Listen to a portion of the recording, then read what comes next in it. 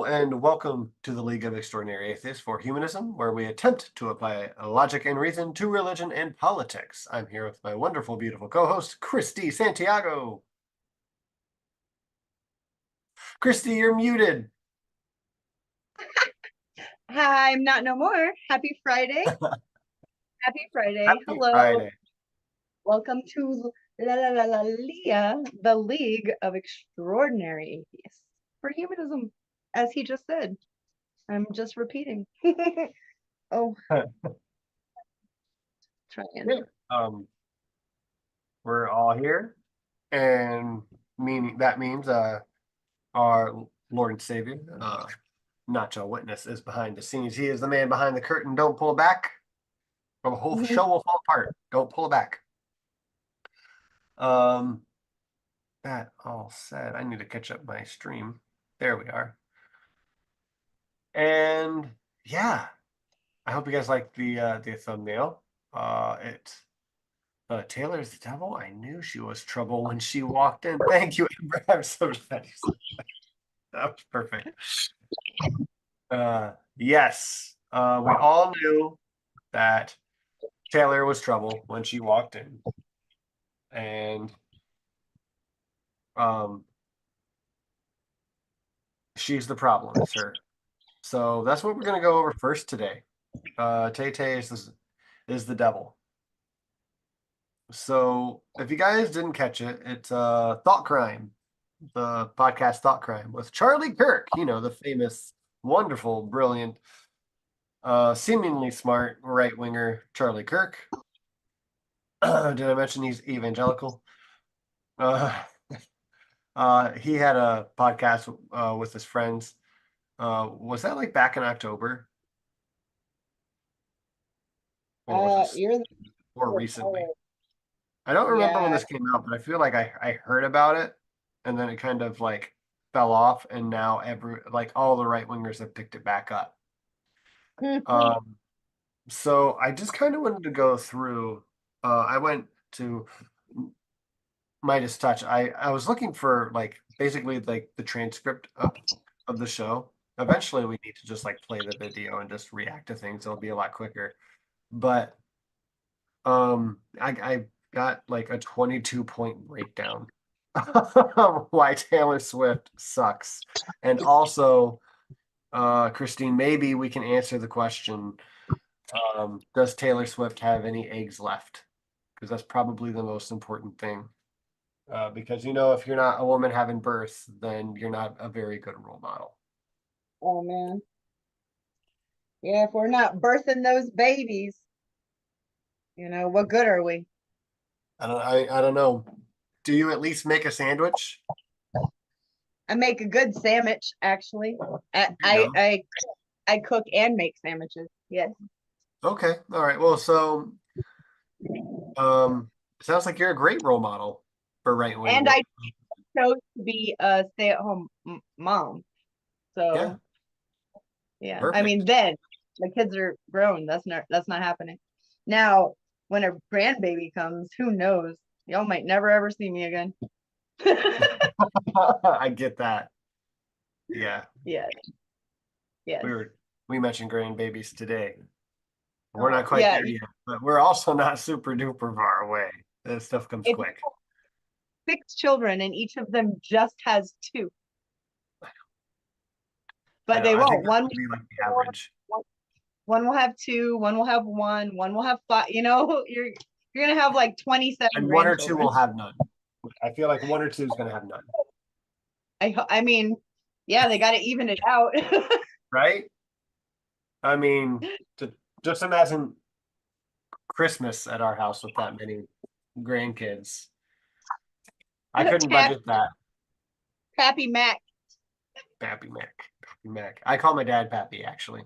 So that's pretty funny. Okay, enough about me. Back to the devil. I mean, Taylor Swift.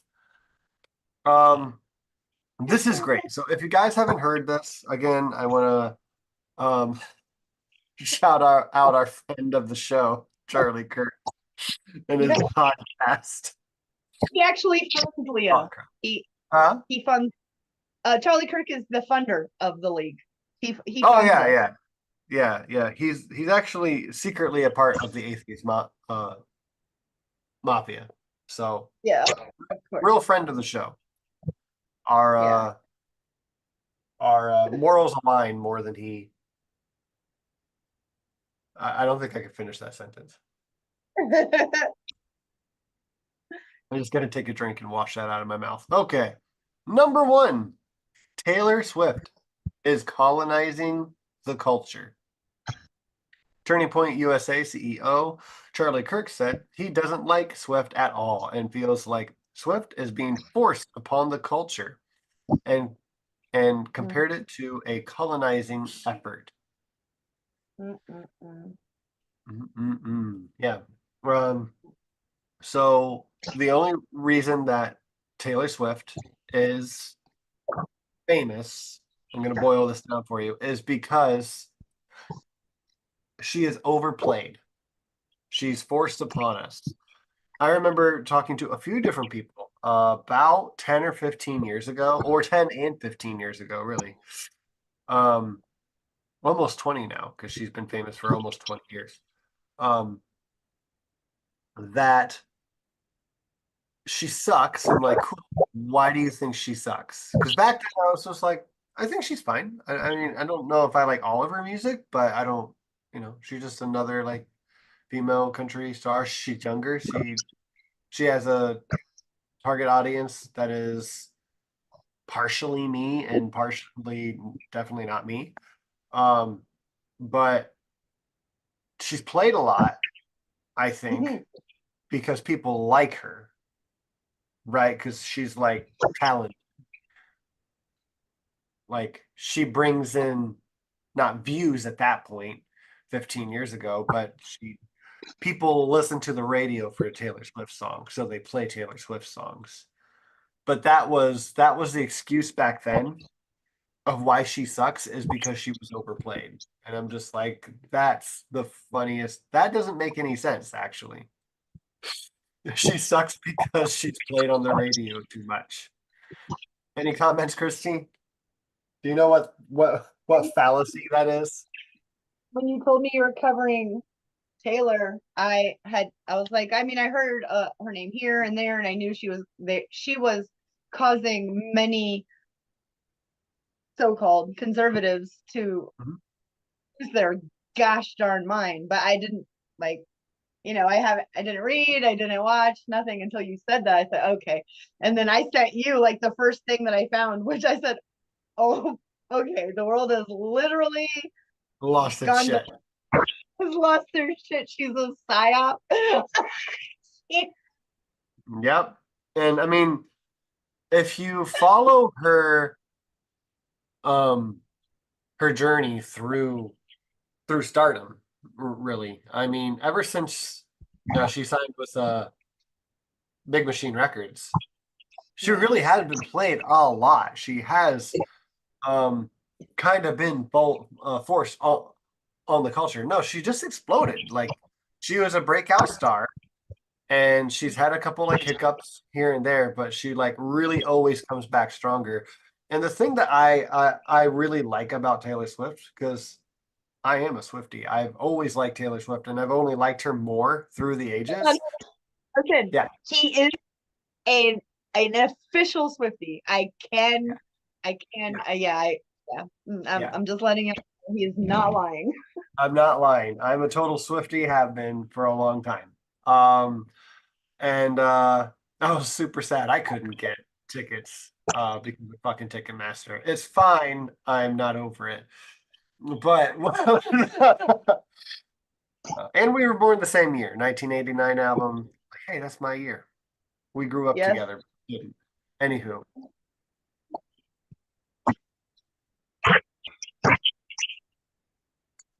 thank you. Oh, and real quick, hello, Ember. Thank you for coming. Yes. And Jen, Smitty, of course. Smitty's the winner tonight. That's kind of Of nice. course, I know that from the straight face. he's listening but cannot participate thoroughly until his done, which makes I mean that follows. I get it. Yeah. Yeah. Uh, um, yeah. fun.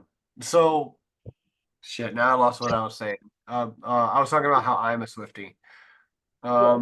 And that yeah, she's just always kind of exploded. She's always like come back up and she's always been super famous. And I understand why people um think that she's a psyop.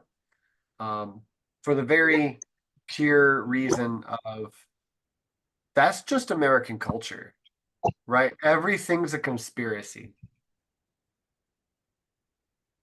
Like if something doesn't make sense to you, um, you tend to connect it to the government or aliens or something, and you just you find that conspiracy route. It's far too easy to do in our culture because we don't have enough time to actually research um in our like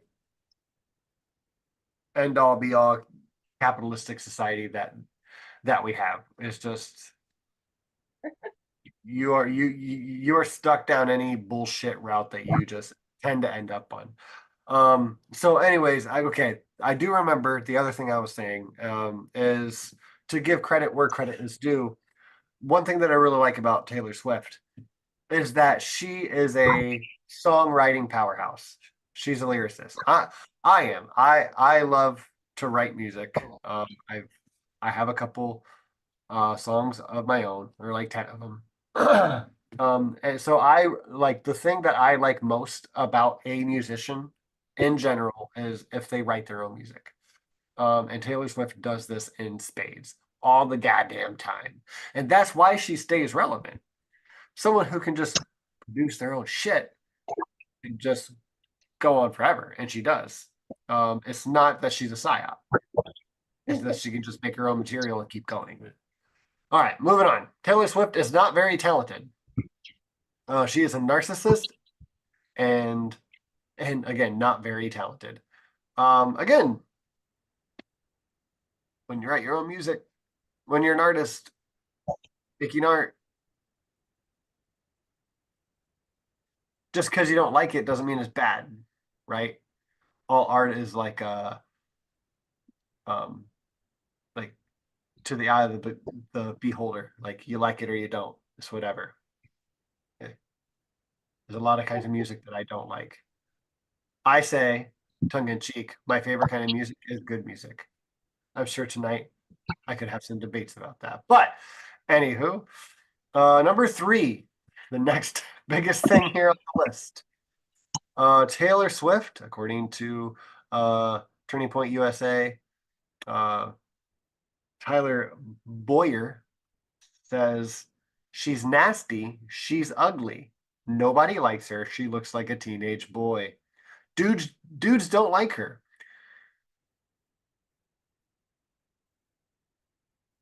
Sounds like the devil. Moving on.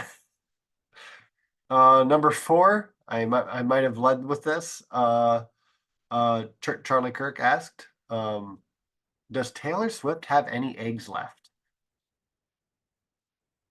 They're a very serious right-wing podcast, full of thought crime ideas.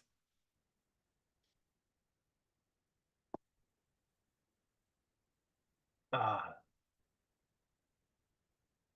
Hunter Biden's laptop. Songs aren't near a very generous man. Hey now. All news and art is propaganda. So, in some sense or form, Taylor Swift must be a psyop. Um, she's a feminist, like the worst teacher you ever had feminism. I don't necessarily know if I know what that means. Christy, maybe you can elaborate. She is like the worst teacher you ever had feminism. What kind of feminism is that? Is that first, second, or third wave feminism? I, yeah. Can you elaborate, Also, please? I actually cannot. You can't. Okay. I was really hoping you'd help me out with that one. And, okay. All right. That's fine. I guess moving on.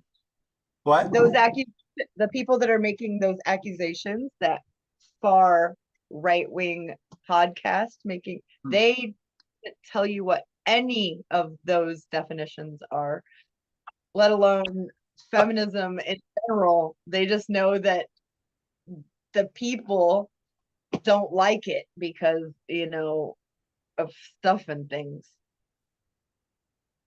Yeah. Yeah. And a Smitty said, the worst teacher I ever had never mentioned feminism. Hello, Titan Uranus. Hey, listen, it's not in the Bible. Jesus never mentioned feminism. So, I'm trying to think back. Yeah. You know, I was there and I don't remember him ever mentioning it. Uh, uh, all right, we have okay, this is great. Boyer said in the podcast, uh, the Swift concert he went to was awful and miserable, complaining it was all women and gays. Which, as we know, let's be honest here, we are a bunch of atheists, that women or gays are all followers of Satan. So that's score one for them. They're calling us out. Followers of Satan. Taylor Swift fans are miserable.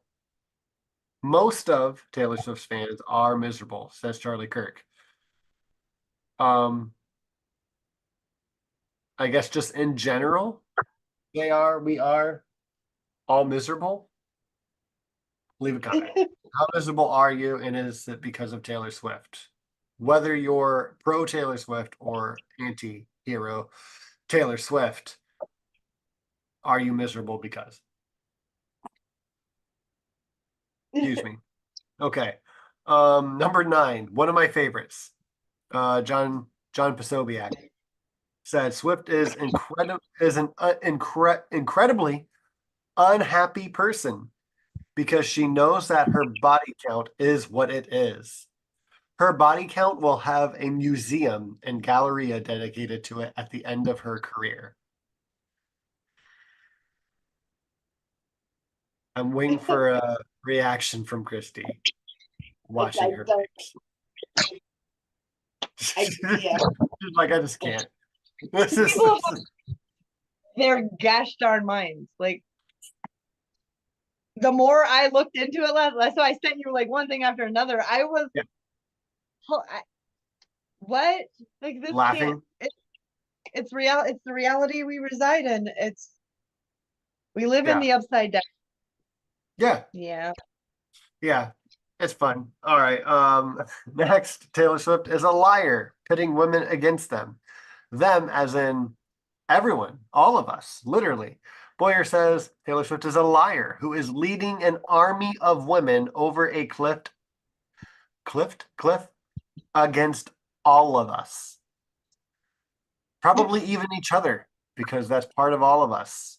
Taylor Swift is leading a civil war of the ages against everyone.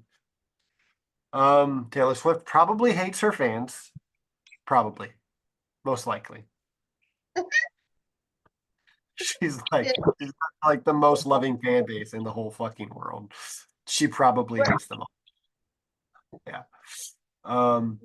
Taylor Swift's clothes are super revealing. Another sign she's the devil again. Score 2 for thought crime.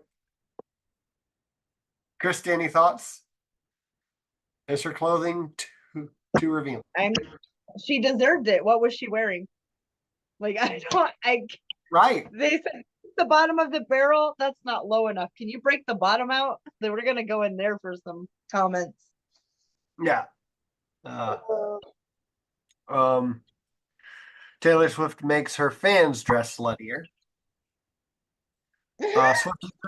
Swifties are a cult, and makes women hate everyone. It's a cult of hate everyone. Mostly because she makes songs about um ex-boyfriends. So men she just makes a bunch of men. And men are the only everyone's that matter, if you didn't know, at least according to Thought Crime in Turning Point USA. That's why uh, Charlie Kirk was so upset when Taylor Swift got 4 million women to vote, to sign up to vote in one day. Broke a website, fun stuff. Because I mean, that's just a bunch of warriors getting ready for battle who hate everyone. That's so dangerous. The devil's Voting, just stop. a Bodie. Voting and registering to vote and democracy must be stopped in our lifetime. Yeah, must. This is outrageous. Voting has gotten out of hand. There's so many white women who just signed up to vote, and we know that they're all going to vote Democrat, mostly because they can't think for themselves. Right, but if they had a man who could help them, they'd obviously vote conservative. Right. If they had a real man who lived with them and told them what to do, Not right? just a man. Like a real one. Yeah, a real man who tells a Like real woman what to do, then he could tell her what to think instead of Taylor Swift telling them what to think. You like the emphasis they put on telling on both of them? I was Yes. scared. Oh. 15. Men don't like Taylor Swift unless they're faking it. There's no men that really enjoy Taylor Swift, and men fake enjoying Taylor Swift in order to impress women, which is really the only way to impress a woman. Hold on, Like, hold on. We've actually, been yeah. faking since women existed, so we'll let them have this one. Oh wow. That Oh the wow. least that men could do is fake like Taylor Swift.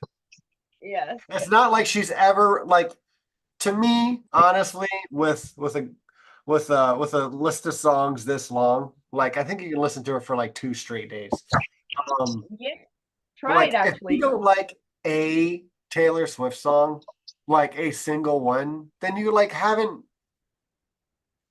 you're Yeah. just You purposefully experience it. trying to stay away from, which is fine. That's great. Like whatever you want to do. But it's not like she doesn't have any bangers. Like Hold when on. yeah. When we spoke yesterday, how many hours were you in to the Taylor marathon? Yeah, I think Yeah, I and when listened for it's like ridiculous. 5 straight hours. And I don't even think I made it through like half of her music. And he wasn't faking near any of it. No, no. And I was really enjoying it. I think I Mac, skipped, Mac huh? was a male, a man. So men don't like it except for Mac. Except for, well, Millions of men who love her. I'm probably not a real man. Let's Oh yeah, just there's that. No true man I'll, fallacy. yeah, I'll be a real man, squeal I like mean a it pig. yeah, um look, I mean, according to fact number 15 here, said us said by Boyer, friend of the show, just like Charlie Kirk, men don't like Taylor Swift unless they're faking. And I'm not faking it, therefore I must not be man. That is only logical. Following their logic. All right. 16, Taylor Swift is not a good person. Example, Kirk insisted that Taylor Swift is a major reason why so many women are angry in America. She has no redemption and is a bad role model and is not a good person. Now, I remember during the interview that he was saying that she's not a good person. She's not a good role model because she doesn't even have any kids. She Oh doesn't have any wow. kids. This is after saying, like, does she have any eggs left? Can she have kids? She's not having any. She can't be a good role model. All she does is dress slutty, make their fans dress slutty, tells them how to vote, and this has to be a psyop. I love it. This is my favorite kind of cringe. Um, Taylor Swift's politics are poison. They're cancer, or they're cancerous and poison. Swift has endorsed Democratic candidates and has cited women's and LGBTQ rights as reasons for her support. She is very slightly political. Yeah, Like like she's minimum. Like she is the bare minimum. minimum. She's more informed than, a significant percentage of our country. And I'm not mentioning the people who are just busy. They have little kids. Like that's just not even. I'm not talking about them. I'm talking about, Right. There's 30%.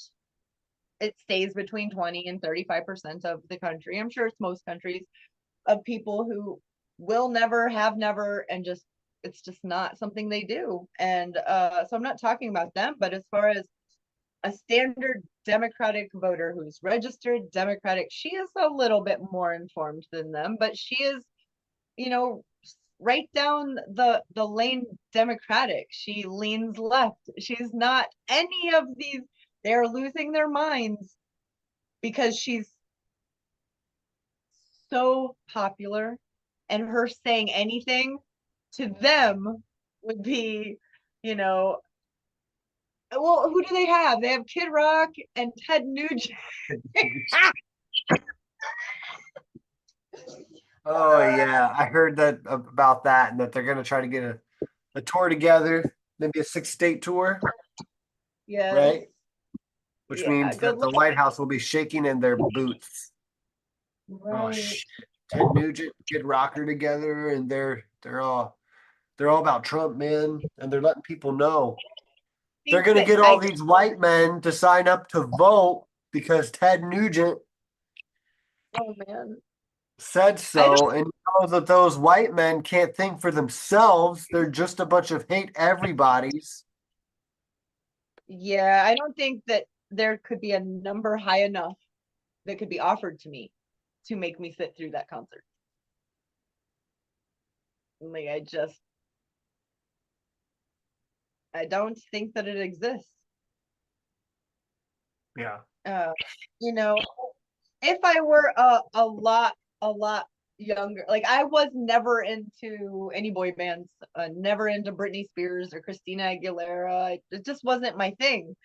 Yeah. But I've since the very first time I found out who she was, heard her, I've always liked Taylor. Like, oh wow, she's different than, oh, she writes, she's a singer songwriter. I totally respect that and like that. And because my girls were younger, I knew a lot of her music because of them. And I always thought, someone said, yeah, she's like our generation's version of Christina Avril Lavigne. I'm like, no, she's not. No, she's not. None of those did country, pop, rock. Like she can do all of it, and she writes her own. And yeah, she's very Talented. very very genuine person. And now I wouldn't spend all that money to go see her, but I wouldn't say no if they were like, hey, I got tickets like, of course I would go. Yeah. I wouldn't Like all the it's songs. like seeing like the new Madonna of the ages. I'm not a huge Right. Madonna fan, but if I got tickets to see Madonna, I'd be like, oh hell yeah. That's Madonna, that. the That's a lifetime experience. set Someone's I got ever to. Sorry, go ahead. Go ahead. cassette tape I ever owned that was mine was Madonna True Blue. So yeah. Yeah, I get it. Um, someone's got to But get a clip of me saying this comment from Hype. Does Ted Nugent have any eggs left? I just died because of We need to get like a new opening theme of like some of our best lines, and that comment has to be in. that. It needs to go on a t-shirt and sold at Trump rally. Does Ted Nugent have any eggs left? I'm And dying. then have to be Taylor Swift asking the question. That'd be great. I'll settle for my voice doing it for now, but if we can just get Taylor saying that and sent to us, Yeah. Yeah. okay. I'm No, sorry. so what Christy was saying, I think I already said all of that. when I was shilling for Taylor Swift at the beginning of this story. But I like I just wanted to like give you guys like the plethora of what I like when it comes to music because it makes any and no sense. Um I He mean does I have like just uh, a schizophrenic, let's see, collection. yeah, yeah. I mean I grew up with 90s country and then like whatever else the 90s was playing. And then I found like some older stuff that I really like. And I'm just gonna kind of say it in the order that I can think of. Like I liked like Tim McGraw, Kenny Chesney, Shania Twain, Faith Hill, the Goo Goo Dolls, Lifehouse, The Killers, Taylor Swift. Um, I like some Avril Lavigne. I like Rob Zombie. Um, I enjoy Bobby Darin, Harry Belafonte, uh, Frank Sinatra. A little bit of everything. Oh, right now I really like Ren. If you guys haven't checked out Ren, I think I sent you one song from Ren, which I was sent it. I shared it with Brant afterwards, and yeah. What he think about it? I'd love to he's know. you know, Brant. Like of, his reply is going to be ridiculous. So Yeah, yeah, yeah, and it was. It made me laugh. And then when I replied back, yeah, I think he says that in the song, whatever it was. He said, yeah, he did. Like, that's what I'm yeah. It was intense though. I like saying. it. I like intense things. Yes. Um, yeah. Um, Have you have you ever had sex while camping, Mac? yes. It's it's intense. Aha! Yes. Yeah, Did you hear just about the did you hear about the fire at the circus? It was I intense. haven't. Yeah, it was intense. All right, I'm gonna get through the last few things here because um it crescendos. She's not a good person. Her politics are poison. We said all that. Taylor Swift's encouragement to of voter registration will destroy the country. Obviously, um, yeah, she just did something. She got 4 million girls registered in 24 hours. Did you see that? She broke the website. She's going to destroy the country. Just, I hope that entire quote is in the history books because I want everyone to know in 50 years that capitalism is not what destroyed this country. It was Taylor Swift getting 4 million girls to register to vote. It needs to be in our education system. Okay, 19. This one's a pure fact. I actually fact checked this one. Um, I went to like 9 different sources. Charlie Kirk complained. Um, the Swift isn't leading people to God, but to wokeism, and said that she is going to hell. True fact. She is going to go to hell. She actually was raised on a Christmas tree farm, I believe in Tennessee. Um, and now she's fallen away from God, and she's the devil now. Uh there was something said about that there's probably going to be like a suicide pact for her and her boyfriend Travis Kelsey. They can just see it now. Um, they're going to make oh no, is the COVID vaccine that Travis Kelsey got is going to make him drop in the middle of practice. Neff said that scenario would be more fun. Fun stuff. 21, finally getting here. The Swift and Kelsey relationship is a psyop. Neff and Kirk both suggested that the relationship is a psyop in order to make money because Taylor Swift needs to fake having a boyfriend to make money. Again, logical. 22. This is where it ends. This is the final countdown. And then I'll have to pass it over to Christy.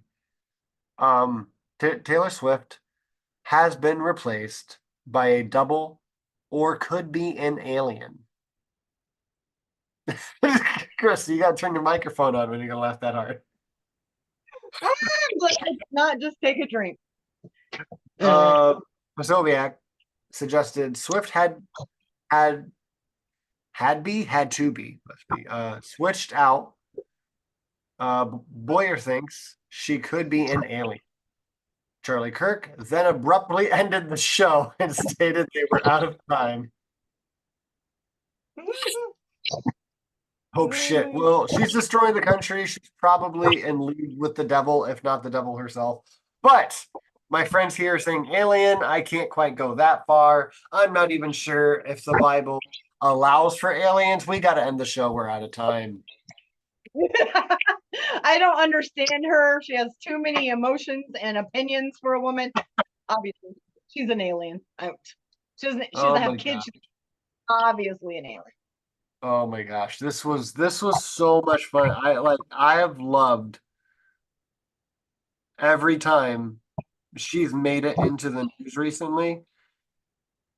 One of my actually, I think I can just pull this up on my phone real quick, and I'll more or less end it with this. I think the Tony Michaels show just did a meme not long ago of Taylor Swift, and it was fun.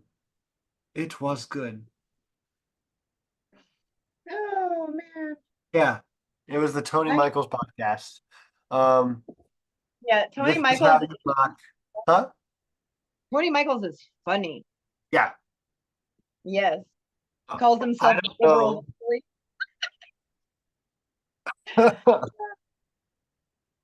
This was great. I'll let you read it while I pull it up. Funny. It was pretty funny. Let me see. I don't know. Oh God. Ba-dum-boom. Yeah. If you guys are just listening, I don't know why some men are so threatened by me at a football game. I thought y'all stopped watching when Kaepernick took a knee. Gold star on the nose. Fucking beautiful. Yeah, I'm just like, yes. Yes. Yeah, the whole And then eat my pants. I'll let you read this one too. And then I'll go ahead and read it out loud. That's a good one. Let's see if I can pull it up. Oh, it's too blurry. It's too blurry. Okay, I'll read it to you.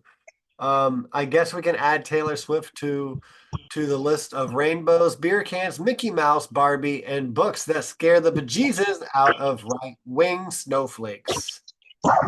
Yeah, that's the one I was originally looking for. I love that. It's hilarious.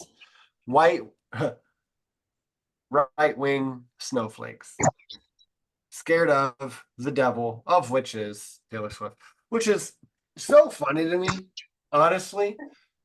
Yeah. If I believed in a devil, I think it would make more sense to like want to fucking fight that guy all the time. If you want to be like a man's man and you like believe in like Republican Jesus, like the muscles of like Randy Savage and like carries around a gun like Arnold Schwarzenegger in like the movie Predator, then you should just be like rearing to fight this devil creature all of the time instead of being afraid of him.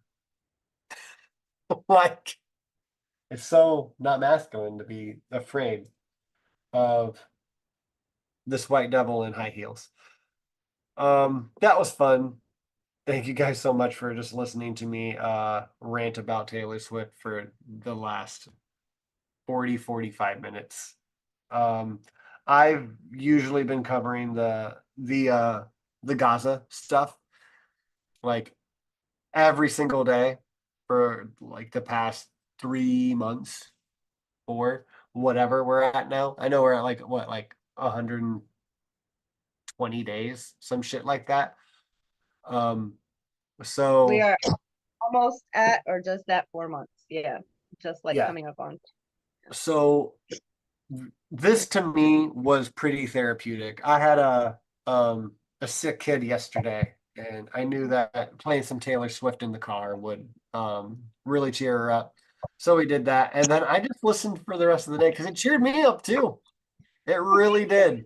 And I'm just like, you know what? We've had so many t Taylor stories recently. I've kind of been wanting to cover them. Christy said she wanted to cover the Netanyahu stuff. I'm like, you know what? I'm just gonna Hey, cover T don't Swift. worry, I didn't know that Taylor. I mean, I knew that she was making headlines and driving people crazy, but I hadn't looked into it because it's obviously silly. Like, It is silly. obviously, free like publicity. Keep it up, you idiot. Yes. Yes. Yes, yes, yes. Hey, Tay for Um, president, 2028. Hey. you should make me a playlist. Like, which are your favorite like Taylor songs? I don't care how long it is. Grant made Okay. me a thumb drive with like tons of his favorite things to do on a computer, and it's like in there with the computer. Yeah, I Yes, can do yes. that. I just listened to a whole bunch of them anyway, so I'm Do down you for have that. Huh? do you have Spotify? Spotify? I don't, Okay. If but you I did, you can. could then send it to me. But you can do it however you like. Put it on a Yeah, thumb I'll drive just. Okay. or I'll just make a YouTube playlist and just send you the link. yay, If yes, anyone yes. else would like that playlist, down No, it's below. mine. You can have your own. Anyone else would like a Taylor Swift playlist? Actually, I have. Um, I don't get to listen to music a lot because I really spend most of my time just trying to catch up and like news, politics, religion, Hold on, you guys. He has six goddamn kids. time. But There I are six have adults in oh that house. plus 6 kids. There's that. Yeah. Yeah, But I have a whole bunch of six kids. yeah. I have a whole bunch of music playlists that I've made over the years. I call each one grooves, like grooves one, grooves two, grooves three, grooves four, night grooves, sad grooves. um, so I think most of them are public, attached to my YouTube page. So if you guys ever want to listen to some music and see what Mac likes, feel free. Actually, I know that a few of them have gotten like over 1,000 views. My playlist for some dumb reason. I don't try to share them or anything. I just make them public, but Yeah. for some reason, Oh, yeah. Oh, and you should name the playlist "Mighty White of You." blessed be he. Do we know blessed be he? I don't think I've seen him in here. Uh-oh. Let's see. I don't have it pulled up. I have my thing. Oh, blessed be he. Yeah. His light is within you. I did not consent for I did anyone not to be consent in. either. No, no. Blessed he be he. This is not a Christian channel, but you are definitely welcome. Yes, Absolutely of welcome. course. Come and stay on our League of Extraordinary Atheists for Humanism. You're welcome. All The right. Lord does Are you ready like a for some perv. Netanyahu? I'm just saying, there's an entire kingdom inside of me, apparently. Like a beautiful, Oh, wow. my neighbor Edwin, like it's all inside me, apparently. You sound as slutty as Taylor Swift as we just went through this last hour. I'm gonna make his kingdom come in a little bit.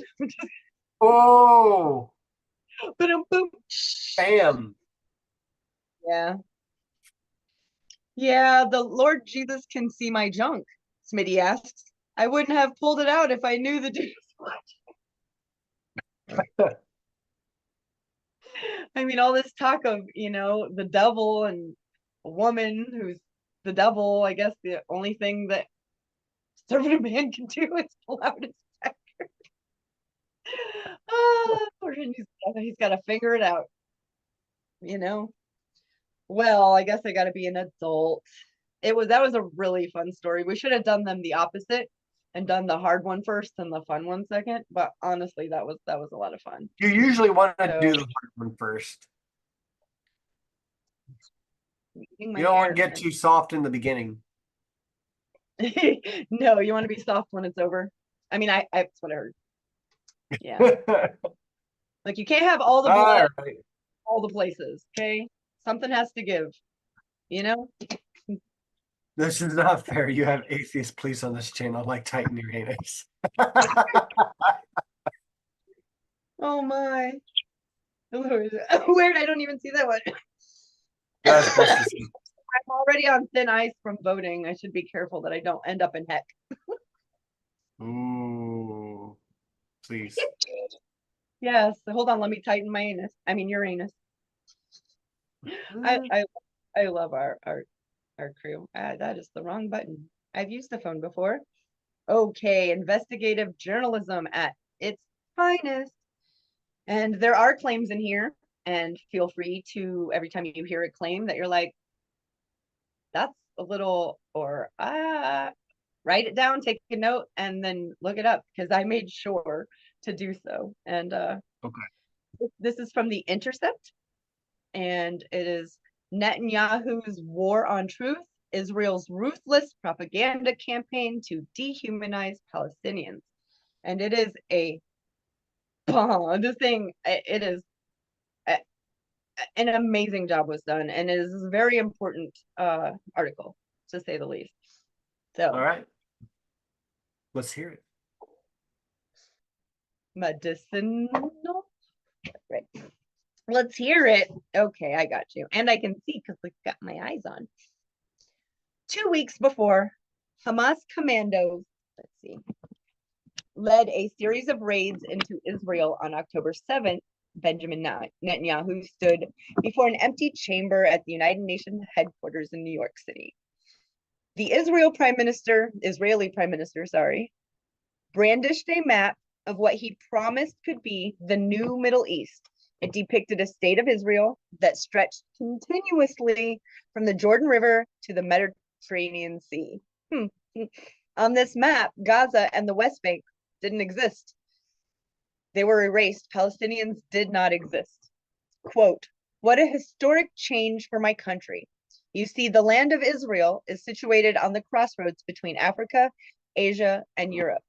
Netanyahu bellowed at a handful of spectators in a large hall, nearly all of whom were his loyalists or underlings. Also, this is from him, quote, "For centuries, my country was repeatedly invaded by empires, passing through it in their campaigns of plunder and conquests elsewhere. But today, as we tear down walls of enmity, Israel can become a bridge of peace and prosperity between these continents." During that speech, Netanyahu portrayed the full normalizing of relations with Saudi Arabia, an initiative spearheaded under the Trump administration and embraced by the Biden White House. As the linchpin of his vision for this, quote, new reality, one which would open the door to a visionary corridor that will stretch across the Arabian Peninsula and Israel. It will connect India to Europe with maritime links, rail links, energy pipelines, fiber optic cables, end quote. He was speaking on the grand stage, He was speaking on the grand stage of the United Nations General Assembly, but no world leaders bothered to attend. Outside, some 2,000 plus people, a mixture of American Jews and Israeli citizens, protested his attacks on the independence of the Israeli judiciary system. The scene served as a reminder of how deeply unpopular his far-right governing coalition, not to mention Netanyahu himself, had become in Israel. At that moment, it seems that Netanyahu was, hold on, cannot ignore this itch anymore. All right, sorry about that. Go down. Okay, the scene served as a reminder of how deeply unpopular his far-right governing coalition, not to mention Netanyahu himself, had become in Israel. At that moment, it seemed that Netanyahu was pushed against the ropes and losing a battle to continue his political reign. Netanyahu, that was context and important. At first, I thought I could leave that out, but I don't think that it should. The whole thing is important. Netanyahu is using the horrors of October 7th to wage a crusade he's been preparing for, wanting his entire political career.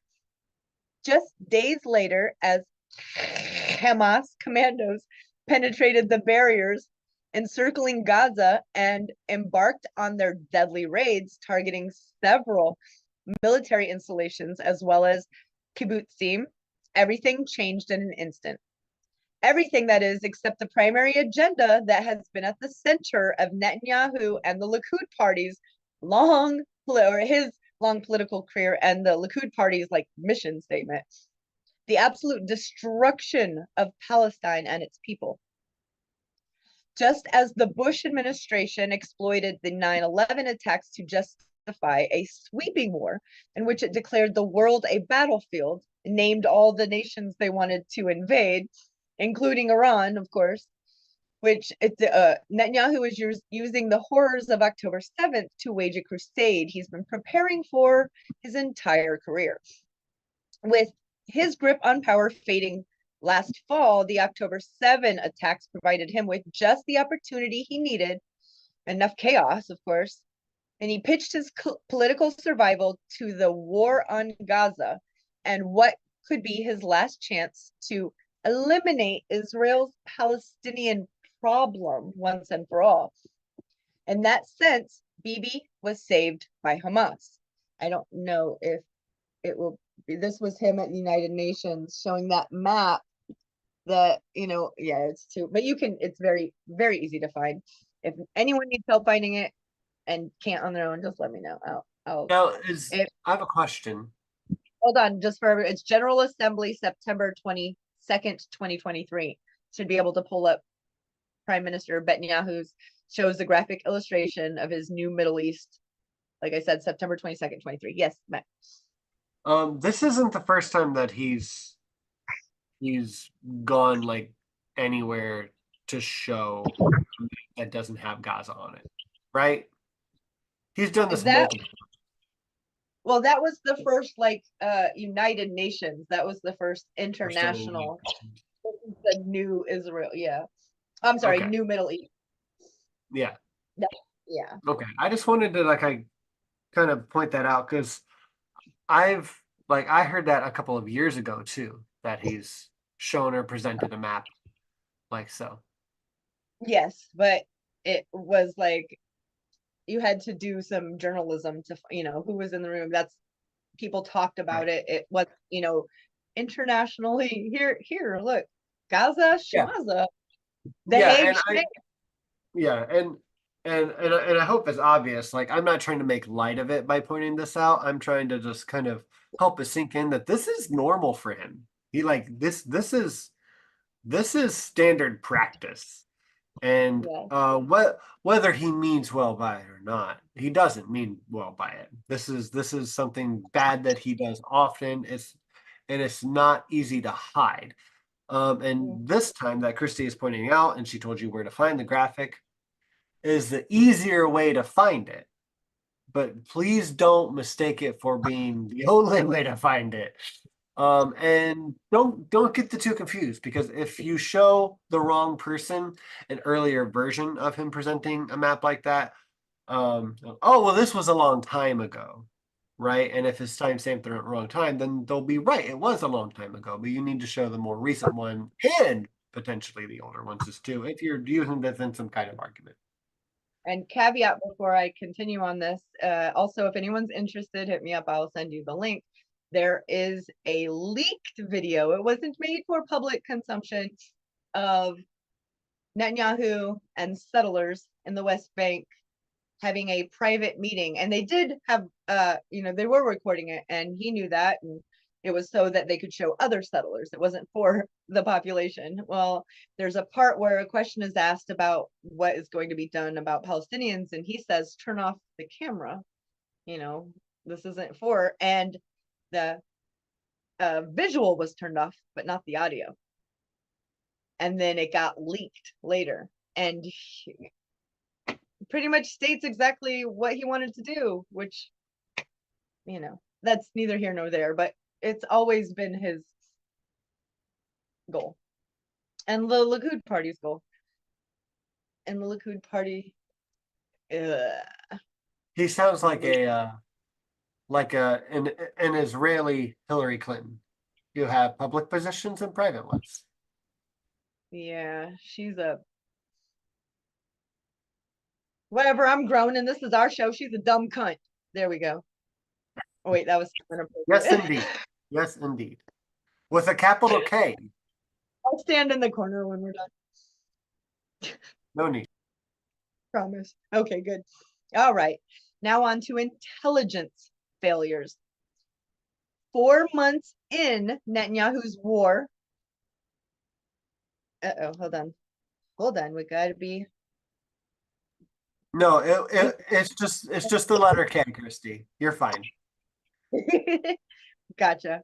4 months in, Netanyahu's war of annihilation against Gaza and the people there has become a guerrilla war of attrition. Not a single Israeli hostage has been freed through military force.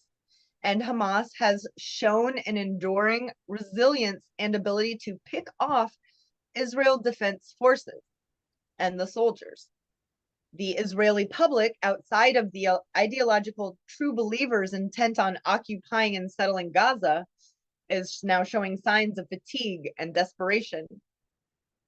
Many family members of the captives are growing louder every day in their demands for an immediate deal with Hamas that centers the lives of their loved ones over the political agenda laid out by Netanyahu and his clique.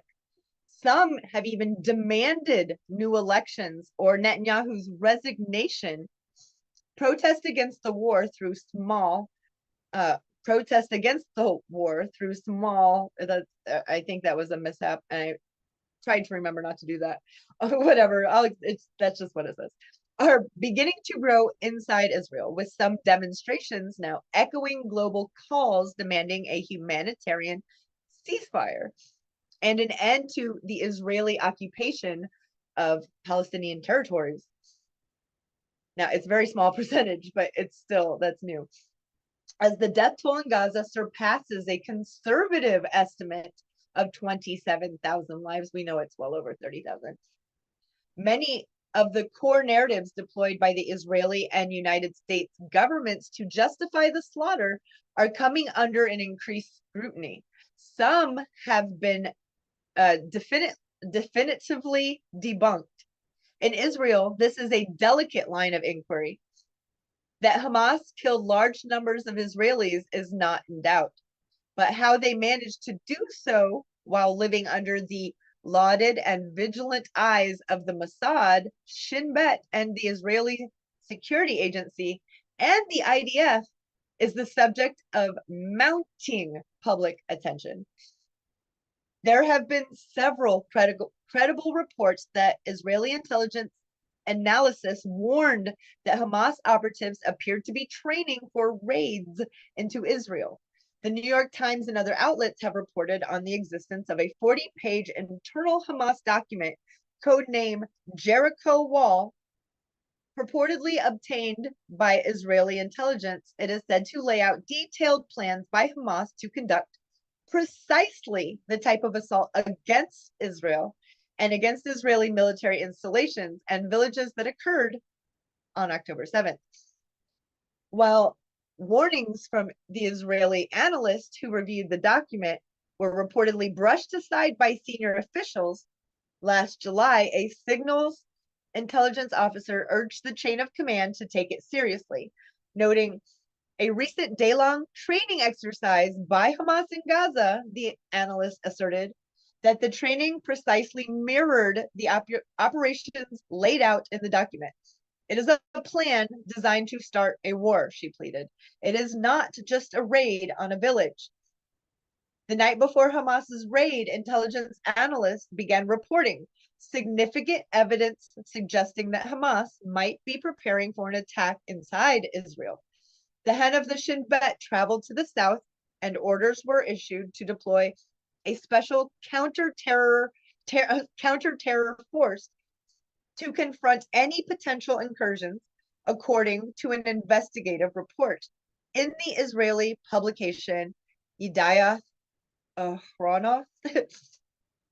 Shortly after 3 a.m. on October 7th, a senior intelligence official concluded the activity in Gaza was likely another Hamas training exercise, saying, "We will still believe that the Hamas leader, Yahya Sinwar, is not pivoting towards an escalation." A few hours later, as Israeli officials gathered in a command center, chaotically scrambling to deploy forces to respond to the multi-pronged attacks led by Hamas, a senior officer silenced the room. Quote, "The Gaza division was overpowered." Early on in the war against Gaza, Netanyahu sought to deflect blame for failing to foresee the Hamas attacks into his intelligence services. Quote, "Contrary to the false claims, under no circumstances and at no stage was Prime Minister Netanyahu warned of Hamas's war intentions," end quote. Read a tweet posted on Netanyahu's official Twitter account. Quote, "On the contrary, all the security officials, including the head of military intelligence and the head of Shin Bet, assessed that Hamas had been deterred and was looking for a settlement. This assessment was submitted again and again to the Prime Minister and the cabinet by the security forces and intelligence community up until the outbreak of war," end quote. But serious questions lingered over how Hamas was able to lay siege to large sections of what Israel calls the Gaza envelope, and whether Netanyahu had knowledge that an attack of this very nature was being planned in full view of Israel's extensive, top-notch surveillance system and all their spy networks. There is also a mounting body of evidence to indicate that Israeli forces were given orders on October 7th to stop Hamas's attacks at all costs, including killing the Israeli civilians who had been taken captive by the Hamas fighters. The Israeli military has indicated that it plans to conduct an uncompromising investigation into the intelligence failures, drawing the ire of some far-right members of the Netanyahu government. Under fire from his own ministers and supporters for impugning Israeli military and intelligence agencies, Netanyahu apologized for his comments, deleted the tweet, and then shifted to the stance that he now repeats over and over again. There will still be time for such inquiries, but only after Israel achieves total victory in Gaza and eliminates Hamas. Quote, "The only thing that I intend to have resign is Hamas," end quote. He said in November, "We're going to resign them to the dustbin of history."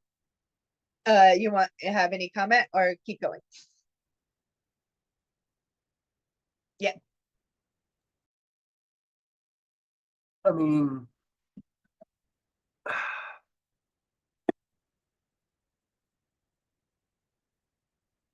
it's because I want to say like that just sounds genocidal, right? But he is talking about Hamas, right? He's explicitly talking about Hamas, but I got to just keep it short and let you get right back into it. Counterterrorism is terrorism.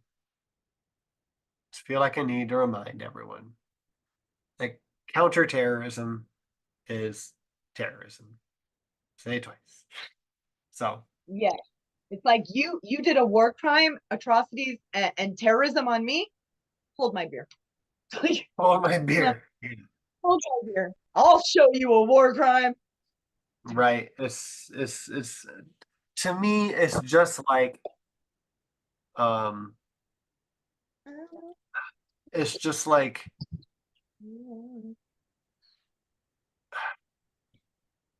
It's actually not like this, and I'll explain why after I say it. It's like It's someone but different. comes to your house. It's just like this, but different.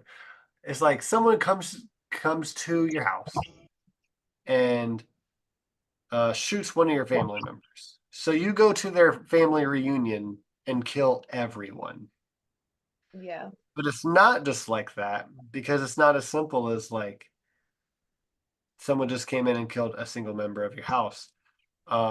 Because we You forgot to can't mention that you were held that you person were who held came and something, you know, killed that you one were family was that's what it has actually to be. your slave or something like that. Like it's someone that you oppress who comes in and does something terrible to you. And then you, in turn, do something terrible to all of the people that you oppressed because one of them struck out against you. It's hard to compare. The best comparison is actually what's happening now. Like this is really one of the worst things we've seen in like the last 100 years. Yes. Agree. Yes, yes, yes. Agree. Yeah, it's hard. Like you said, it's hard because that scenario works, except for it doesn't just start when someone kills a family member. That Right. person that came in and killed your family, or a person that came in and killed your family member, also rules you, doesn't let you outside. You know, like controls your food. Right. You control. Yeah, it's That's why okay. it's so hard to make an analogy for this. Like I think every single time that I've stopped and tried to make this analogy here on the show, I've had to like double stop and I'm like, no, because it's still not even fair to characterize it this way, right? You need the history behind it. And I mean, it didn't even just start with, well, they're just suppressing them.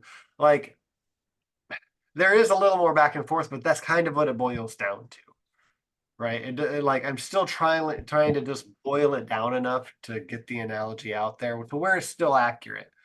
But I mean, this is such a complicated and shitty situation. It's not Yeah, there's no real good way to simplify it. There's just a good enough way to simplify it for the time being. right.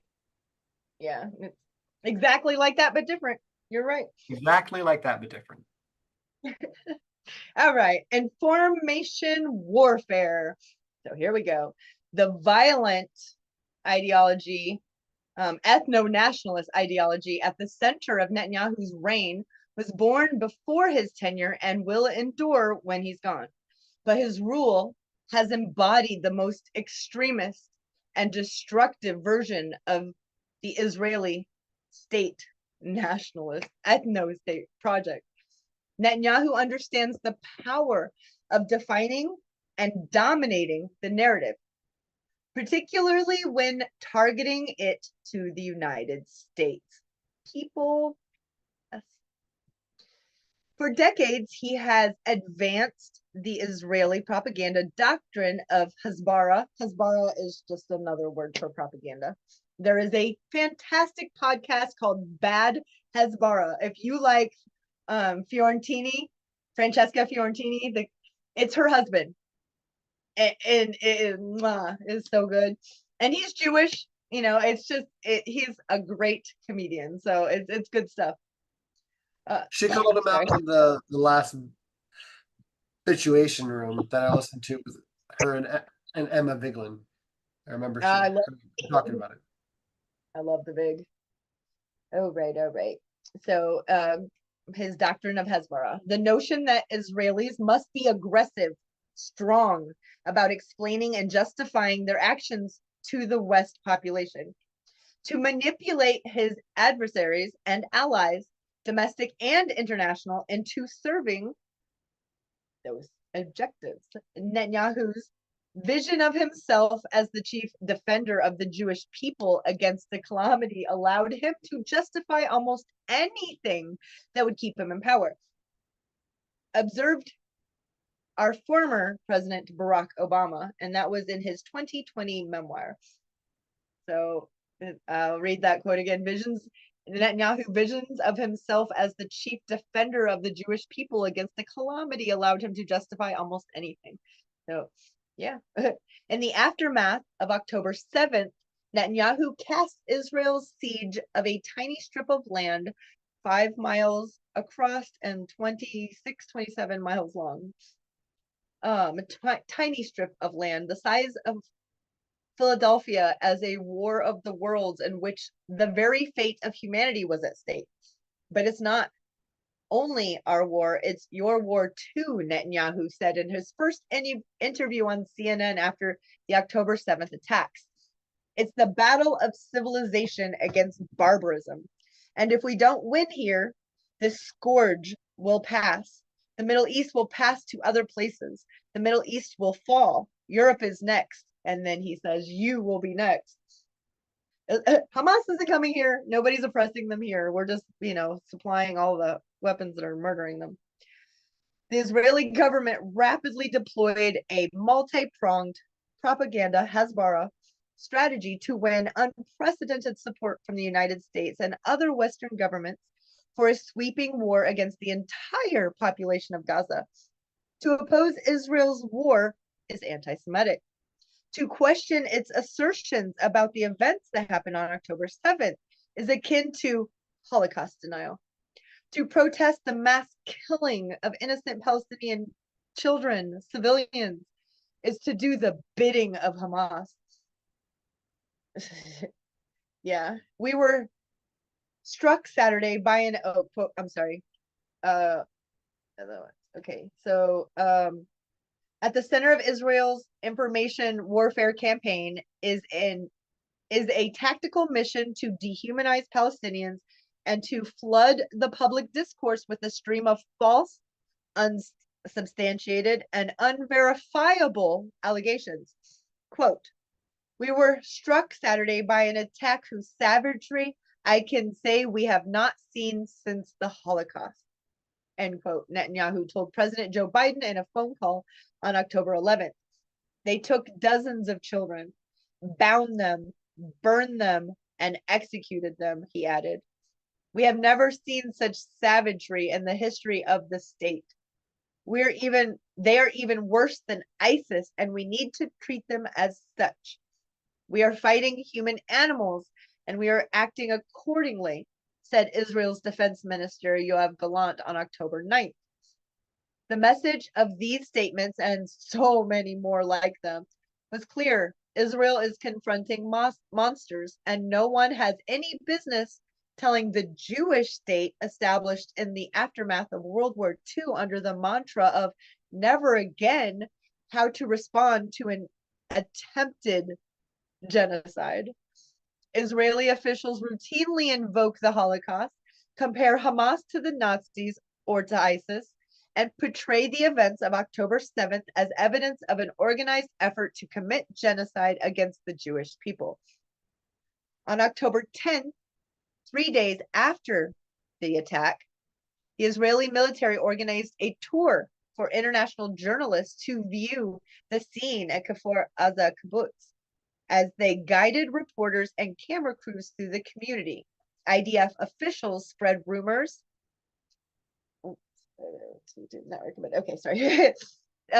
Spread rumors that as many as 40 babies had been murdered by Hamas, some of them even beheaded. Quote, it's something I never saw in my life. It's something I used to imagine of my grandmother and my grandfather in Europe and other places, an Israeli general told reporters.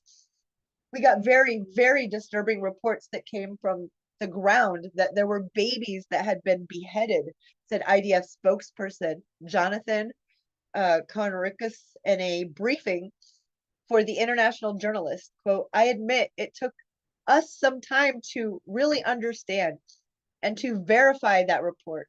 It was hard to believe that even Hamas could perform such a barbaric act.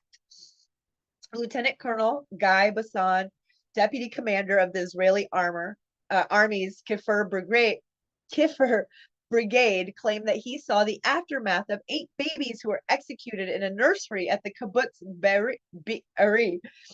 Among the victims, Bassan asserted, was also a survivor of the Auschwitz death camp. Quote, I see the number engraved on her arm, and you say to yourself, she went through the Holocaust and Auschwitz and ended up dying in the kibbutz Be'eri. Another Israeli soldier told a journalist that, quote, babies and children were hung on a clothesline in a row 3 weeks after the October 7 attacks. Eli Beer, the head of a volunteer EMS squad in Israel, traveled to the US and addressed a gathering at the convention of the Republican Jewish Coalition in Las Vegas. Quote, I saw in my own eyes a woman it says in my own eyes, a woman who was pregnant, 4 months pregnant, he said. They came into her house in front of her kids. They opened up her stomach and took out the baby and stabbed the little tiny baby in front of her and then shot her in front of her family and then killed the rest of the kids. End quote. Beer offered graphic descriptions of other horrors he claimed to have witnessed. These bastards put these babies in an oven and put on the oven. We found a kid a few hours later, he told the United States audience on October 28th. I saw little kids who were beheaded. We didn't know which head belonged to which kid. He also, Beer, whose stories were widely reported in the international media, also met with President Biden and Secretary of State Antony Blinken in Israel soon after the attack. But there is a problem with the gut-wrenching narratives that have bolstered the underlying justification for the slaughter and possible genocide in Gaza. They are either complete fabrications or have been substantiated with a shred of evidence. Many have been thoroughly debunked and disproven by Israeli media outlets. In the immediate aftermath of the attacks, Netanyahu and other Israeli officials presented US and international leaders with a range of graphic images and videos along with unverified narrative explanations for what they allegedly depicted. Quote, it's simply depravity in the worst imaginable way, Blinken said after first viewing the photos. Images are worth 1,000 words. These images may be worth 1,000,000. End quote. I'll take a break if you need to add anything. I don't really have anything to add. I was thinking before you got to the stories that tug at your heartstrings that don't actually have any evidence, which makes me quite angry, quite emotionally disturbed. Yeah. The first part where all of the words that Netanyahu has been saying, like they're human animals and this is a war, this is not just our war, it's your war too, kind of thing against barbarism and such. I am bummed out that you say all of that and I don't react anymore. It's not surprising to me. It's not whatever. It's just like, yeah. Oh, And it's not also, like I'm angry as usual because I'm used to it. I'm used to hearing that now at this point. well, and the stories that were thoroughly debunked by investigative journalists, Israeli journalists, Which is wild. they were there, but has any of the media outlets here who ran those stories of truth come back out and said, actually, none. We cannot confirm. We can, yeah. All right. Like I said, it is a big one, but it is worth it. In a coup for Netanyahu's Hezbollah campaign, which is, propaganda campaign, Biden and other leaders have laundered many of Israelis' obscene lies. They whitewash the shit out of them like it is a wash and fold service for him. In a coup for Netanyahu's Hezbollah campaign, Biden and other leaders have laundered many of Israel's obscene lies. Beginning just days after October 7, Biden repeatedly claimed that he personally saw with his own eyes photographs of these so-called beheaded babies and even more atrocities that weren't mentioned. Even after the White House had to admit that Biden had seen no such photos, this asshat decided to continue to make these allegations, including after visiting Netanyahu and other Israeli officials in Tel Aviv. Quote, I saw some of the photographs when I was there, tying a mother and her daughter together on a rope and then pouring kerosene on them and then burning them, beheading infants, doing things that are just inhuman, totally, completely inhuman, Biden said at a campaign event in December, which there were atrocities that were horrible and inhuman. That were bad enough. You don't have to make anything up. But you don't need, You, yeah. you You don't. don't need. You don't have to make anything up. Yeah. Duh. Blinken told the United States Senate another harrowing story about how Hamas terrorists had tortured a family in their living room while intermittently taking breaks to eat a meal their victims had placed on the table before the horrors had begun that morning. A dinner, a meal, whatever. A young boy and a girl, 6 and 8 years old, and their parents around the breakfast table. The father's eye gouged out in front of his kids, the mother's breast cut off, and the girl's foot amputated. The boy's fingers cut off before they were executed, Blinken said. And then their executioner sat down and had a meal. That is what this society is dealing with, he said. The story Blinken told about terrorists eating a meal while torturing an Israeli family, as well as some of the assertions about decapitated babies, was based on the speculative fiction invented by Yossi Landau, an official from the scandal-plagued private Israeli rescue organization Zaka, who has repeatedly spread wildly false stories. There was no Holocaust survivor killed at a kibbutz Be'eri that day. There were no mass beheadings, especially of babies. No group executions in a nursery, no children hung from clotheslines, no infants placed in ovens, no pregnant women who had their stomachs cut open and fetus knifed out in front of her and her own children. However, that is happening in Gaza because there's no anesthetic, So that is happening, just not that day on that. Yeah.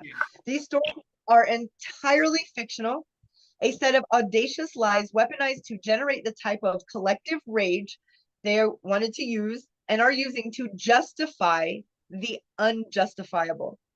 According to major Israeli media outlets that have worked diligently to identify all the victims of the October 7 attacks, there was one infant killed that day, a 9-month-old named Mila Cohen, who was shot dead at a kibbutz Be'eri as her mother held her in her arms.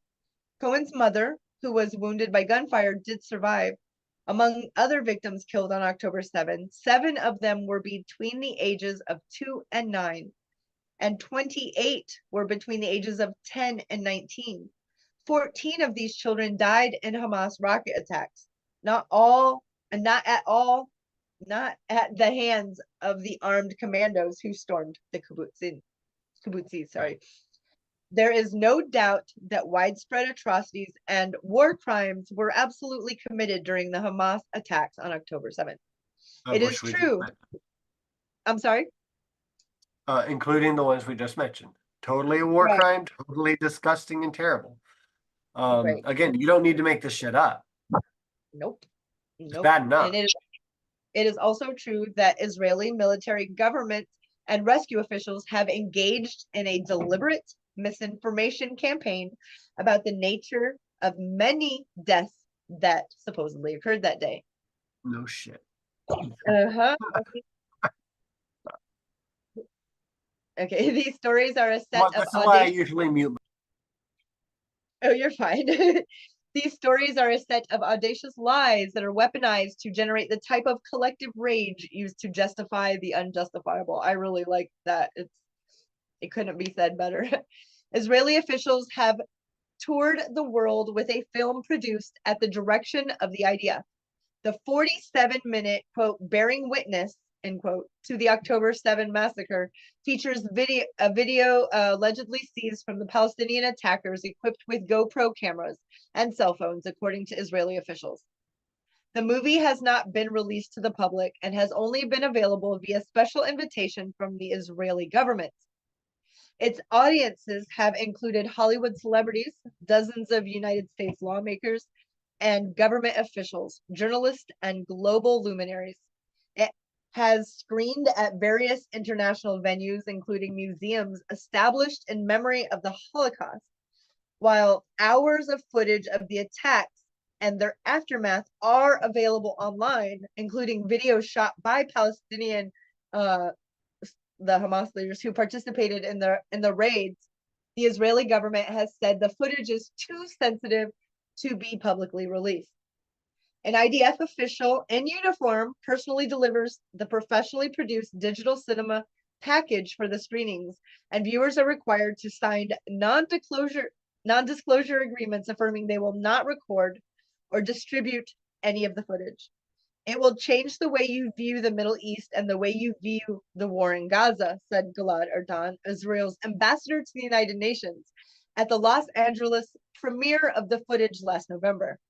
The film was characterized in media accounts as depicting murder, beheadings, rapes, and other atrocities against Jewish adults and children. The event at the Museum of Tolerance was organized by Israeli actor Gal Gadot. She plays Wonder Woman. Yeah. For film executives and other members of the Hollywood industry. Quote, Hamas must be eradicated. This is the only way to prevent another massacre, Erdan added. If Israel doesn't eradicate this evil, mark my words, the West is next. While Israel has emphasized how incendiary the footage is, British journalist Owen Jones, love, who attended an IDF's, yes, Mac?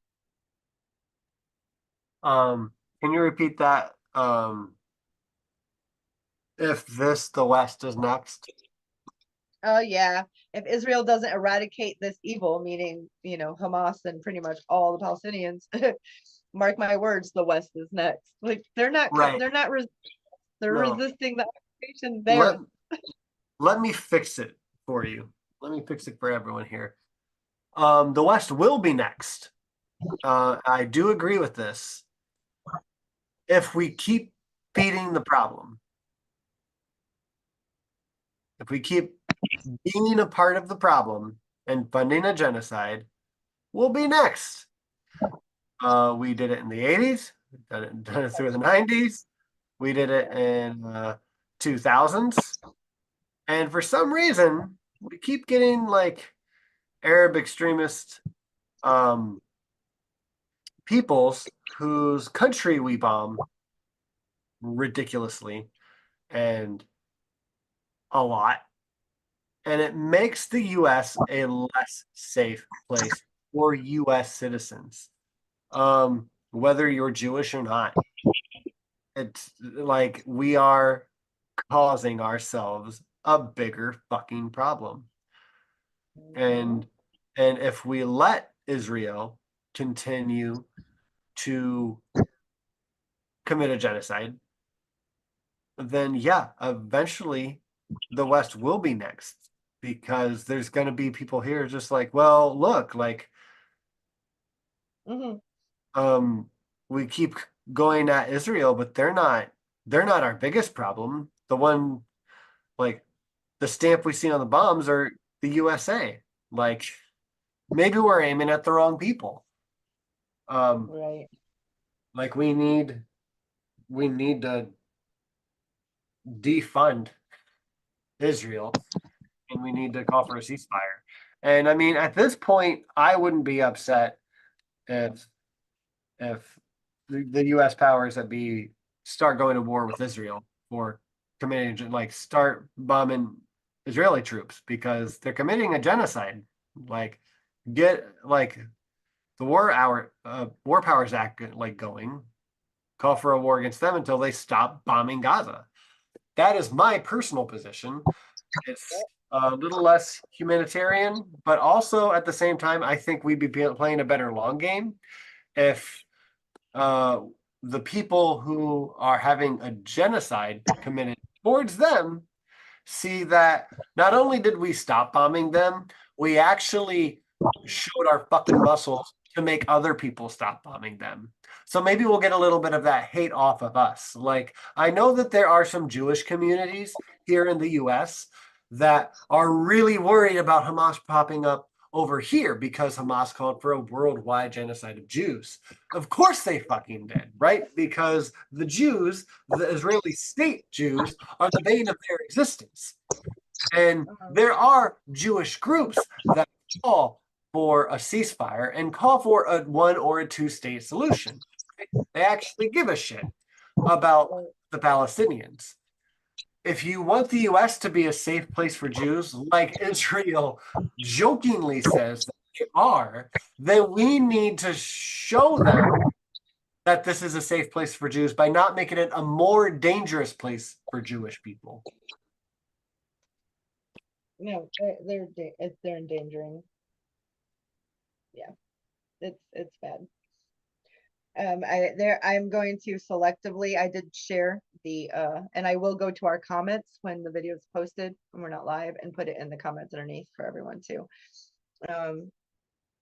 I say when he says the West is next. While Israel has emphasized how incendiary the footage is, the British journalist Owen Jones, who I love, said, quote, a significant amount of the video is already in the public domain. He said most people have seen the footage that they showed. A lot of it, all of it. He said that while there was footage of one IDF soldier who had apparently been decapitated, as well as the already public footage of an unsuccessful attempt to behead a migrant Thai worker with a garden tool, there was no footage substantiating allegations of torture, of sexual violence, and mass beheadings, including of babies or any other children. Quote, clearly this footage hasn't been selected at random. You would expect it to be the worst material that they have, Owen Jones said. This isn't to say none of this wasn't horrible or didn't happen. It's just not in the footage which has been provided by the Israeli authorities. Israel's Hasbara campaign is reminiscent of the Bush administration's months-long carnival of lies, sanitized and promoted by major media outlets about alleged weapons of mass destruction, babies' incubators being turned off, blah, blah, blah, blah, blah. And Biden directly participated in President George W. Bush's campaign as well. The October 2002 Senate floor speech endorsing war against Iraq, Biden declared that Saddam Hussein was, quote, possesses chemical and biological weapons and is seeking nuclear weapons. And then I do need to read this, and then anyone who wants to read any of the rest, you could do that on your own, of course. This is much, much longer, but this is very important. To the allegations of sexual assault and rape. The Israeli propaganda machine is well oiled. Anyone can look back at Israel's 4-month war against Gaza and trace a pattern. Israel chooses an issue and demands global attention to its agenda at the expense of any other matter.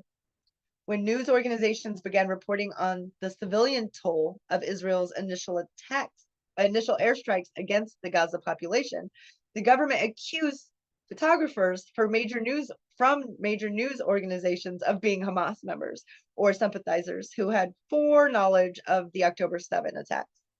Netanyahu said the journalists were accomplices in crimes against humanity. Israel then portrays Gaza's hospitals as secret Hamas command centers, an allegation that the Biden administration bolstered as the IDF prepared to lay siege, like a medieval siege, on the Al-Shifa hospital in November. Throughout the war, Israel has sought to direct media and global attention to various new smoking gun narratives, and in nearly every case, it succeeds in getting the United States on board to launder and whitewash, promote the talking points. In late November, as the civilian death toll in Gaza climbed, Israel was struggling to retain its dominance of the narrative. Global demands for a ceasefire were mounting, and even some of Israel's allies were expressing horror at the indiscriminate killing of women and children and the worsening humanitarian catastrophe. The week-long truce, during which captives were exchanged, raised hopes that a more enduring peace deal could be on the horizon, despite Israeli insistence that that was out of the question. A prolonged ceasefire that allows more hostages to be released and that evolves toward a permanent ceasefire linked to a political process is something we have consensus on, said the EU's top foreign policy, Josep, with a P, Borrell. Days earlier, the prime ministers of Spain and Belgium traveled to the Rafah border to push for such a deal and drew the fury of the Israeli government when they publicly condemned the indiscriminate killings. It was at wait, hold on. Yeah, that was too fast. Days earlier, the Prime Minister of Spain and yeah, I just said that. Netanyahu had been condemning them, saying that they supported terrorism, and it's so crazy. Did not take he said, because they did not place total responsibility on Hamas for the crimes against humanity, and the body count it's all Hamas did it. It was at that moment that the Israeli government decided it. Okay. Is it as bad as Taylor Swift's body count? I'm sorry. No, he double wins on that one too. Okay, good. I mean, she is the devil.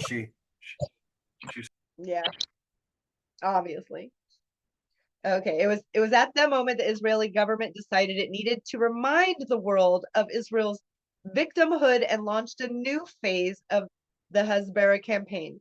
It began accusing the international community of standing silent in the face of what Israeli officials described as a widespread campaign of rape and sexual violence aimed at Jewish women and orchestrated by Hamas on October 7th. By early December, the issue had become a major focus of conservative media and Israel's allies. Quote, I say to the women's rights organizations, to the human rights organizations, you've heard of the rape of Israeli women, horrible atrocities, sexual mutilation. Where the hell are you? Netanyahu said in a December 5th speech in Tel Aviv. That day, on the other side of the globe, Biden was at a campaign fundraising event in Boston. Over the past few weeks, he says, survivors and witnesses of the attacks have shared the horrific accounts of unimaginable cruelty, reports of women raped, repeatedly raped, and their bodies being mutilated while still alive, of women's corpses being desecrated, and Hamas terrorists inflicting as much pain and suffering on women and girls as possible, and then murdering them. It's appalling, end quote, Biden said. The world can't just look away what's going on. It's on all of us, the government, international organizations, civil society, individual citizens, to forcefully condemn the sexual violence of Hamas terrorists without equivocation, without exception, he says. From the earliest moments following the attacks, Israel charged that women had been raped by Hamas fighters, though it was often an allegation made in sequence along other alleged atrocities. But in mid-November, those assertions began evolving into a sustained public blitz, accusing Hamas of instituting a plan to systematically rape women. The Israel government spokesperson Elon Levy spoke of a Hamas rapist machine. Hamas used rape and sexual violence as weapons of war, charged Arden, the United Nations ambassador. These were not spur-of-the-moment decisions to defile and mutilate girls and parade them while onlookers cheered. Rather, this was premeditated. To date, there has been no credible evidence presented that such a campaign took place, and Hamas has vehemently denied that its fighters committed any acts of rapes or sexual assault. Like, I would take anything they say with a grain of salt. So the fact that Israel has not produced any forensic evidence for any individual rape does not prove that no such deeds didn't take place. Rape investigations are often complex, particularly when the crime occurs amid a chaotic scene of mass violence. Sexual violence is common in war, and it often takes years for the whole story of such crimes to emerge. But there is a difference between making specific allegations of rape or sexual assault and charging that organized mass rape was a central component of an operation meticulously planned over the course of years. Israel's evidence of the latter comes nowhere near measuring to any of their claims. Israeli rescue workers, as well as civilian and military medical officials, have described evidence of dead women who were naked or had clothing removed, as well as women who were subjected to genital mutilation, though they have not released any evidence to documentary or forensic evidence. But many of the most graphic allegations of mass rape have been offered by Israeli military or rescue officials who acknowledge that they have no training or expertise in forensics or collecting evidence. Some of them, whose claims have been featured in many media accounts, also spread more false stories about other alleged atrocities. And it goes on and on and on and on about individual claims and who that person is. And, it's just the receipts is so, there aren't any, is what I'm saying. The receipts of the investigative journalists, he came with them. The receipts on any of those claims, there aren't any. Not to say that there aren't, but if I had them, I was making a claim and the whole world was saying no, and I was being, possibly charged with genocide, I would be giving those receipts up like yesterday. But I had to cut it low. I have 7% battery on my tablet. Yeah, that's fair. That's fair. 100 when we started. Oh my gosh. Yeah. Yeah. I do urge all of you to read that article. It goes on. There, I could have spent another 45 minutes just reading. I mean, that's what investigative journalism is all about right there. And my Lord and Savior, our Lord, talks to us. Batman, yes. It does. Oh, man. And in mysterious ways. And in mysterious voices. There were a lot of people, they said, this teenage girl, this happened to, and that they saw it happening in this area, and she was with her mom, like this whole story. And then it's all over, and we have all the victims documented. There is no teenage daughter in that area with her mom, like at all. And that didn't happen. Like those bodies weren't there. That didn't happen. This completely debunked. They're, Hezbollah. Yes. Let's see.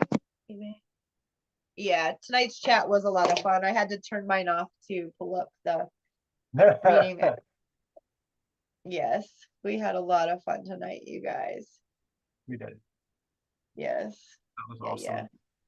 Yeah. Yes. I love his kingdom is within you. The Lord sounds like a perv. Like that made my night.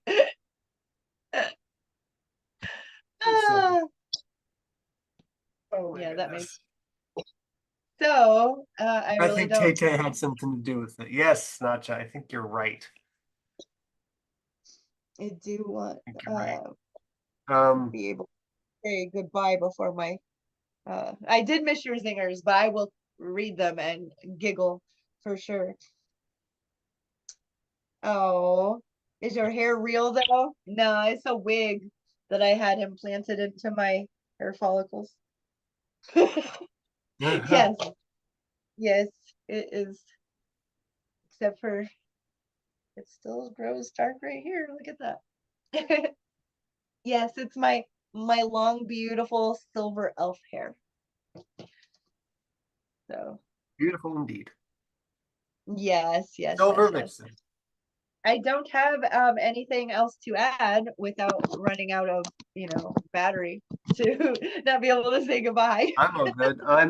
I'm actually down at about 7% my physical self. So I'm pretty good. If anyone would like to start the conversation after the show down in the comments, please do so. Please let us know what you think is the most devilish. Is it A, Taylor Swift, or B, Hamas, or C, Netanyahu? Which one is the real devil? Please let us know in the comments below. Yeah. Until then, we'll see you in a fortnight. We love you guys. Thank you so much, and stay humanist. For God's sake.